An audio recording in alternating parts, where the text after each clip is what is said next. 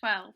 James decided that this was most certainly not a time to be disagreeable, so he crossed the room to where the centipede was sitting and knelt down beside him. "Thank you so much," the centipede said. "You're very kind." "You have lots of boots," James murmured. "I have lots of legs," the centipede answered proudly, "and a lot of feet. 100 to be exact." "There he goes again," the earthworm cried, speaking for the first time. "He simply cannot stop telling lies about his legs. He doesn't have anything like 100 of them. He's only got 42. The trouble is that most people don't bother to count them. They just take his word, and anyway, there's nothing marvellous, centipede, about having a lot of legs." "Poor fellow," the centipede said, whispering in James's ear. "He's blind. He cannot see how splendid I look. In my opinion," the earthworm said, "the really marvellous thing is to have no legs at all and still be able to walk just the same." "You call that walking?" cried the centipede. "You're a slitherer, that's all you are. You just slither along." "I glide," said the earthworm proudly. "You are a slimy beast," answered the centipede. "I am not a slimy beast," the earthworm said. "I am useful and much loved creature. Ask any gardener you like, and as for you—" "I am a pest," the centipede announced, grinning broadly and looking around the room for approval. "He's so proud of that," the ladybird said, smiling at James, "though for the life of me I cannot understand why." "I'm the only pest in this room," cried the centipede, still grinning away, "unless you count old green grasshopper over there, but he's long past it now. He's too old to be a pest any more." The old green grasshopper turned his huge black eyes upon the centipede and gave him a withering look.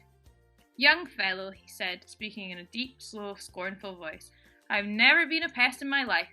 I'm a musician." "Hear, hear," said the ladybird.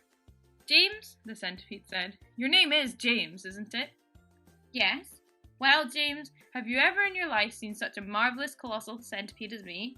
"I certainly haven't," James answered. "How on earth did you get to be like that?" "Very peculiar," the centipede said. "Very, very peculiar indeed. Let me tell you what happened. I was messing about in the garden under the old peach tree. Suddenly a funny little green thing came wriggling past my nose. Bright green it was, and extraordinarily beautiful. It looked like some kind of tiny stone or crystal." "Oh, but I know what that was!" cried James. "It happened to me too," said the ladybird. "And me," Miss Spider said. "Suddenly there was little green things everywhere. The soil was full of them." "I actually swallowed one," the earthworm declared proudly. "So did I," the ladybird said. "I swallowed 3, the centipede cried. "But who's telling this story anyway? Don't interrupt." "It's too late to tell stories now," the old green grasshopper announced. "It's time to go to sleep." "I refuse to sleep in my boots," the centipede cried. "How many more of these are there to come off, James?" "I think I've done about 20 so far," James told him. "Then that leaves 80 to go," the centipede said. 22, not 80, shrieked the earthworm. "He's lying again." The centipede roared with laughter. "Stop pulling the earthworm's leg," the ladybird said. This sent the centipede into hysterics. "Pulling his leg?" he cried, wriggling with glee and pointing at the earthworm. "Which leg am I pulling? You tell me that." James decided that he rather liked the centipede. He was obviously a rascal, but what a change it was to hear somebody laughing once in a while. He'd never heard Aunt Sponge or Aunt Spiker laughing aloud in all the time he'd been with them. "We really must get some sleep," the old green grasshopper said. "We've got a tough day ahead of us tomorrow. So would you be kind enough, Miss Spider, to make the bed?"